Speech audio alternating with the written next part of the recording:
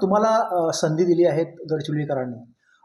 इथले जे प्रश्न आहेत मुख्य ते म्हणजे पाण्याचा प्रश्न आहे. अनेक भागामध्ये पाणी येत नाही 7-7, 8-8 दिवस जो आहे तो मोठा निधी जो आहे तो आला. तरीही नळ योजना जी आहे लोकांपर्यंत हा नळ जो आहे 24/7 पोहोचत नाही. हा मार्ग तुम्ही हा प्रश्न तुम्ही कसा मार्गी लावणार प्राथमिकतेने? जसं मागच्या सभेमध्ये CM साहेब आले होते.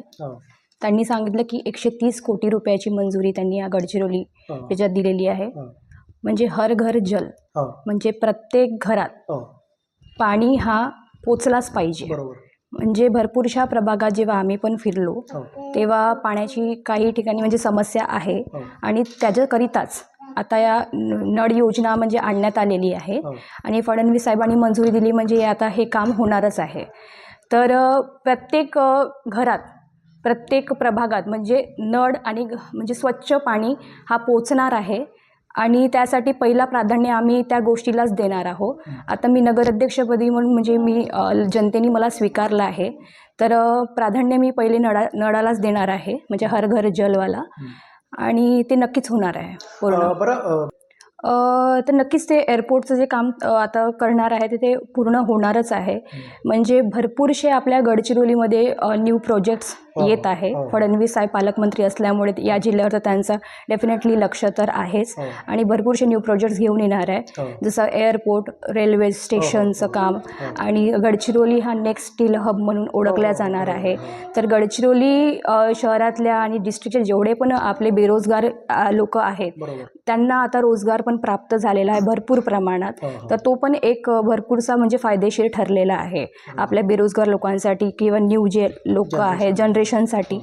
तर मला असं वाटते की जे भाजप पक्ष आहे ते जेही आश्वासन देते ते आजपर्यंत पूर्ण करत आलेलं आहे.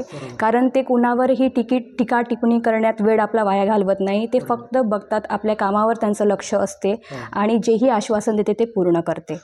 नक्की मोठ्या प्रमाणात निधी मिळणार आहे आणि पुन्हा एकदा गडचिरोलीच्या नागरिकांनी म्हणजे विश्वास ठेवून अजून एकदा भाजपची सरकार आलेली आहे. आता भरपूरसे आपल्या गडचिरोली शहरातले काम झालेले आहे, पण मागील 4 वर्षापासून काही निवडणुका झालेल्या नाही. त्यामुळे जे कामं राहिलेले आहे ते आता वेगाने आता पूर्ण होणार आहे आणि आता भाजपची सरकार असल्यामुळे तर हे काम होणारच आहे. कारण केंद्रात आपली सरकार आहे, राज्यात आपली सरकार आहे, तर भरपूर प्रमाणात निधी आपल्याला गडचिरोली शहरासाठी येणार आहे. न्यू प्रोजेक्ट्स येणार आहे आणि तो निधी आपल्याला पूर्णपणे आपल्याला गडचिरोली शहराच्या विकासासाठी लावायचा आहे आणि डेफिनेटली जे काम आम्ही सांगितले आहे ते नक्की पूर्ण होणार याचं मी वचन देते. की मी प्रयत्न करेल, कारण आता माझ्याकडे ही जबाबदारी आलेली आहे. तर नक्कीच मी पहिले प्राधान्य देईल की तिथे आपल्या स्थानिक लोकांना पण रोजगार मिळाला पाहिजे, तर त्याच्यासाठी मी प्राधान्य देईल त्या कामाला. की नक्की प्रयत्न करू, त्या पण गोष्टी आपण नक्की प्रयत्न करू. आणि ज्या काही आपल्या गडचिरोलीत म्हणजे आता नवीन जसं प्रभागात मला असं वाटतं की प्रत्येक प्रभागात CCTV कॅमेरा असो, उद्याने असो, म्हणजे पार्क असले पाहिजे की जेणेकरून ज्येष्ठ नागरिकांना पण त्याचा म्हणजे फायदा होणार. त्याच्यात आपण जिम पण म्हणजे व्यायामाचे पण हे लावूया. तर असे भरपूरसे काही विजन्स आहे गडचिरोली शहराला घेऊन आणि ते नक्कीच या 5 वर्षात मी पूर्ण करणार आहे. कारण गडचिरोली नागरिकांनी माझ्यावर विश्वास ठेवला आहे आणि माझे जे विजन्स आहे मी ते नक्की पूर्ण करणार आहे. नक्की प्रत्येक मला थोडं वाचनालय आपण करणार आहोत जिथे जिथे, कारण आताच्या मुलांना वाचनालयाची फार गरज आहे. कारण भरपूरसे विद्यार्थी जे आहे MPSC UPSC या क्षेत्राकडे वळत चाललेले आहे, त्यामुळे वाचनालयाची गरज आहे.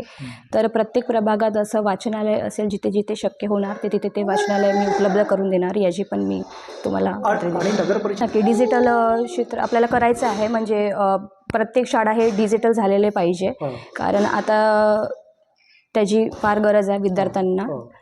तर ते पण नक्की करणार. काही नाही, आता मला बस आता आपल्या कामाला लागायचं आहे. गडचिरोलीच्या नागरिकांना म्हणजे मी धन्यवाद करते की त्यांनी मला नगराध्यक्षपदी स्वीकारलं आणि मी त्यांच्या विश्वासावर खरी उतरणार आहे. कारण मी विश्वासावर चालणारी व्यक्ती आहे आणि माझ्या कामानेच मला विश्वास जिंकायचा आहे. आणि डेफिनेटली आता त्यांनी मला साथ दिली आहे, तर 5 वर्ष ही माझी जबाबदारी आहे की मी माझे कामं जे आहे पूर्णपणे चांगल्या रीतीने पार पाडणार आणि ज्या काही समस्या आहे आणि ज्या काही शहराच्या विकासासाठी मला करता येईल ते मी नक्की करणार आहे.